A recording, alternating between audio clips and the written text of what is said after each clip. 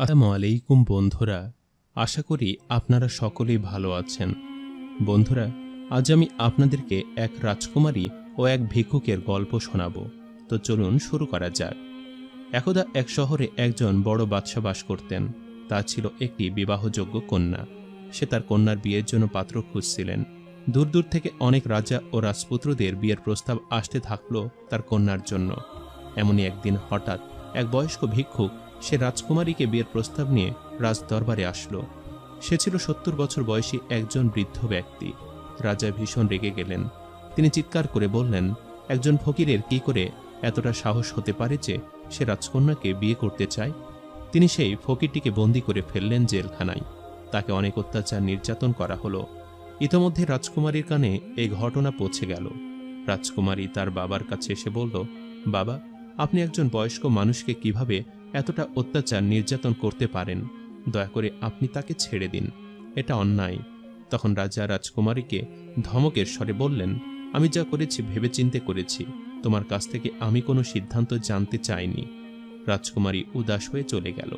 রাজদরবারের সকলে নিষেধ ছিল ভিক্ষুককে কেন জেলখানায় বন্দী করা হয়েছিল তার কারণ যাতে রাজকুমারীকে কেউ না জানায়। কিন্তু কোনো খবরই কখনো চাপা থাকে না।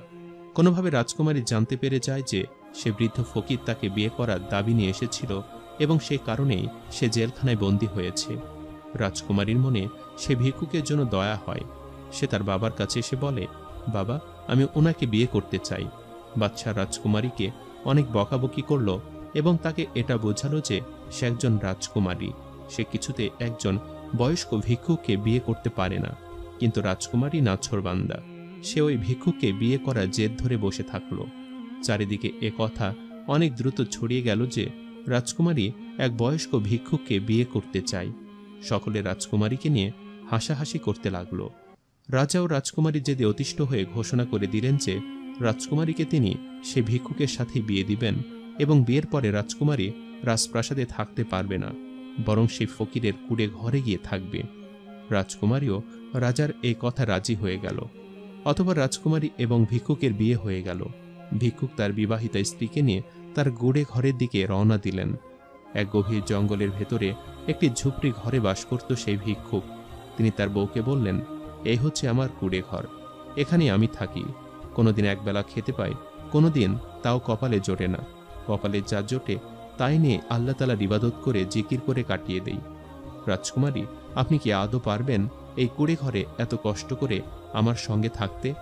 আর তাছাড়া আমি যে আপনাকে বিয়ে করেছি তার পেছনে একটি কারণ আছে, কিন্তু আপনি কেন আমাকে বিয়ে করতে রাজি হয়ে গেলেন? তখন রাজকুমারী ভিক্ষুককে বলল, আমি আল্লাহ তাআলার কাছে একজন নেক, সৎ ও ঈমানদার ব্যক্তি জীবনসঙ্গী হিসেবে চেয়েছিলাম। আর ওই দিনই আপনি বিয়ের প্রস্তাব নিয়ে আমার বাবার কাছে আসেন। আমি বুঝে নিলাম আল্লাহ তাআলা জীবনসঙ্গী হিসেবে আপনাকেই আমার জন্য মনোনীত করেছেন, তাই আমি আপনাকে স্বামী হিসেবে গ্রহণ করেছি। এভাবেই তারা কষ্ট করে সংসার চালাতে থাকলো। কোনোদিন তারা 3 বেলার ঠিকমতো খাবার পেত না, শুধু পানি খেয়ে দিন কাটিয়ে দিত। কিন্তু দুজনেই ছিল আল্লাহর ঈমানদার বান্দা। তারা যেটুকু খেতে পেত তা নিয়েই আল্লাহর শুকরিয়া আদায় করে আল্লাহর ইবাদত করে জীবন পার করে দিচ্ছিল। এদিকে বাদশা ভেবেছিলেন রাজকুমারীকে রাজপ্রাসাদে থাকতে না দিয়ে কুড়ে ঘরে থাকতে পাঠালে হয়তো সে কষ্ট সহ্য না করতে পেরে তার বাবার প্রাসাদে ফিরে আসবে। কিন্তু এমনটা ঘটল না। রাজকুমারী তার ফকির স্বামীর সাথে সে কুড়ে ঘরে কষ্টে বসবাস করতে লাগলো এবং আল্লাহ তাআলার ইবাদত করতে লাগলো। একদিন যখন রাজকুমারীর স্বামী কাজের জন্য বাসার বাহিরে ছিল, তখন রাজকুমারীর কাছে রাজা তার এক লোককে পাঠালেন এবং সেই লোকটি রাজকুমারীকে জানালো, মহারাজ বলেছেন, আপনার যদি এই ফকিরের সাথে থেকে মন ভরে গিয়ে থাকে এবং আপনি আপনার ভুল বুঝতে পেরে থাকেন, তাহলে আপনি যাতে আমার সাথে ফিরে যান। হুজুর এখনো আপনাকে রাজপ্রাসাদে বরণ করে নিতে রাজি আছেন। আপনি ফিরে চলুন রাজকুমারী। তখন রাজকুমারী বলল, আমি এখানে কুড়ে ঘরে ঠিক আছি। আল্লাহ আমার ভাগ্যে যা লিখেছেন তা নিয়ে আমি সন্তুষ্ট। আমি ফিরে যেতে চাই না আর রাজপ্রাসাদে। তখন ওই লোকটি তার পকেট থেকে একটি হীরার টুকরো বের করে রাজকুমারীকে দিলেন এবং বললেন, আপনার বাবা আপনার জন্য এটি পাঠিয়েছেন। কিন্তু রাজকুমারী সেই হীরা গ্রহণ করতে অস্বীকার করল। অগত্যা লোকটি রাজকুমারীর কাছে হীরাটি জোর করে রেখে চলে গেল। রাজকুমারীর স্বামী যখন বাসায় ফিরে রাজকুমারীর কাছে একটি হীরা দেখতে পেল, তখন সে বলল, তুমি চাইলে তোমার বাবার বাড়িতে চলে যেতে পারো, সেখানে তুমি কত আরাম আয়েশ করে থাকতে। এখানে তোমার আমার সাথে থাকতে অনেক কষ্ট হচ্ছে। কিন্তু রাজকুমারী ভিক্ষুককে বুঝিয়ে বলল যে সে ইচ্ছে করে সেই হীরার টুকরাটি তার কাছে রাখেনি, বরং সেই লোকটি জোর করে তার কাছে হীরার টুকরাটি দিয়ে চলে গিয়েছে। রাজকুমারীর মুখে এ কথা শোনা মাত্র তার স্বামী খুশি হয়ে গেল এবং সেই হীরা অদৃশ্য হয়ে গেল। তখন সে তার বউকে বলল, এই হীরা ছিল তোমার জন্য সততার পরীক্ষা স্বরূপ। এর কিছুদিন পর আবারও ওই লোকটি আসলো রাজকুমারীর কাছে বিভিন্ন ধরনের খাবার ভর্তি একটি ডালা নিয়ে এবং এসে বলল, আপনি অনেক কষ্টে আছেন, তাই আপনার বাবা আপনার জন্য বেশ কিছু খাবার পাঠিয়েছেন। রাজকুমারী সেই খাবার খেতে অস্বীকার করল এবং বলল, আমি আমার স্বামীর সাথে অনেক ভালো আছি এবং সে আমাকে যা খাওয়াচ্ছে আমি তাতে সন্তুষ্ট। আল্লাহ আমাকে যা দিয়েছে সেটুকুতে আমি শুকরিয়া আদায় করছি। এসব খাবার আমার প্রয়োজন নেই। আল্লাহ আমার রিজিকে যা রেখেছেন তাই হবে। তুমি ফিরে যাও খাবার নিয়ে। ওই লোকটি ফিরে গেল। ফকির আড়াল থেকে রাজকুমারী এবং ওই লোকের কথোপকথন শুনে তার মনে রাজকুমারীর জন্য অনেক মায়া হলো। সে বুঝতে পারল তার স্ত্রী কতটা নেক এবং ইমানদার। সে আল্লাহ তাআলার কাছে দোয়া করল, হে আল্লাহ, আমার স্ত্রী চাই তুমি তাকে রিজিক দান করো। সে তার বাবার দেওয়া কোনো খাবার গ্রহণ করেনি। তুমি তার জন্য আসমান হতে খাবার পাঠাও মালিক। আল্লাহ তাআলা ফকিরের দোয়া কবুল করলেন এবং আসমান হতে খাবারের থালা পাঠালেন। রাজকুমারী অত্যন্ত তৃপ্তি করে সেই খাবার খেল। রাজার পাঠানো লোক এতক্ষণ সব পর্যবেক্ষণ করছিল আড়াল থেকে। সে সব কথা এসে জানালো বাদশাকে। বাদশা মনে মনে ভাবলেন, একজন ফকির কিভাবে এত দামি দামি খাবার আসমান থেকে নিয়ে আসতে পারে? নিশ্চয়ই সে কোনো ভিক্ষুক নয়, একজন জাদুকর।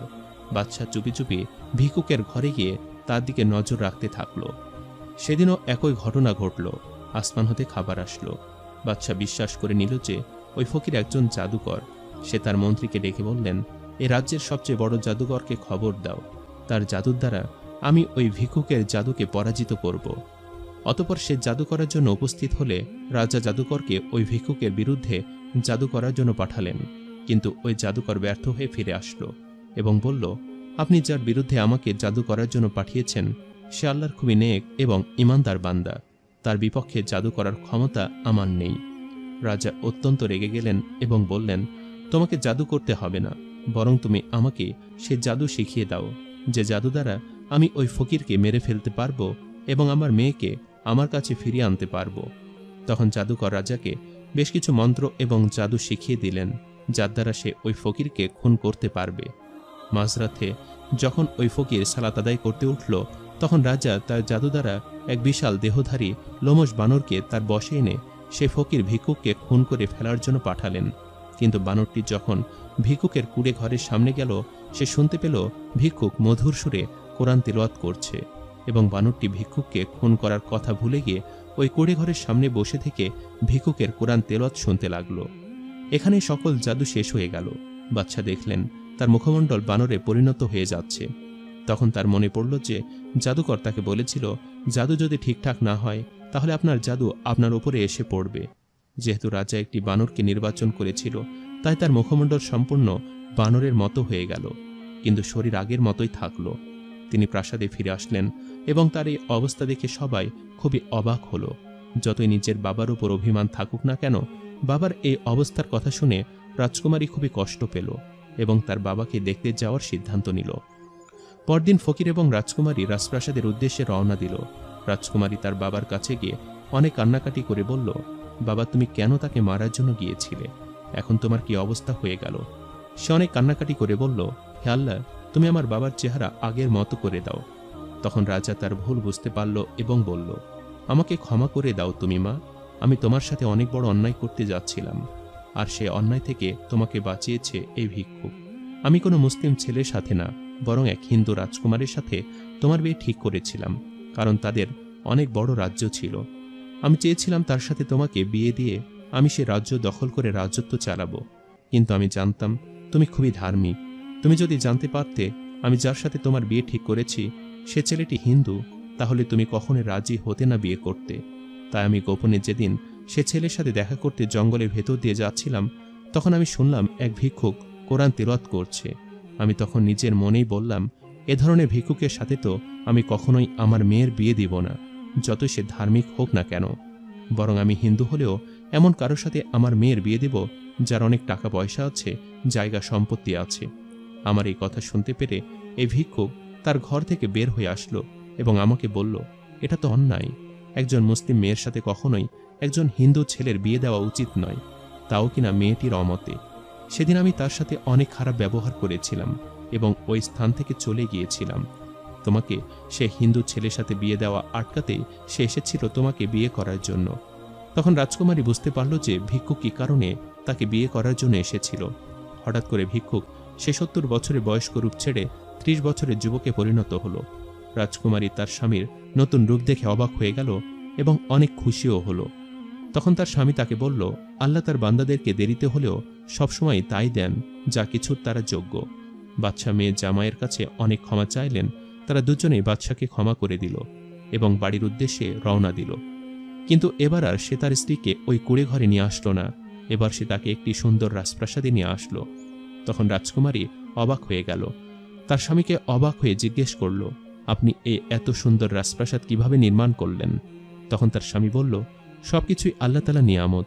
আমি বলেছিলাম না, আল্লাহ তাআলা সবসময় তার নেক বান্দাদের দেরিতে হলেও তাই দান করেন যা কিছু তারা যোগ্য। এরপর সারা জীবন তারা শান্তিতে সংসার করতে লাগলো।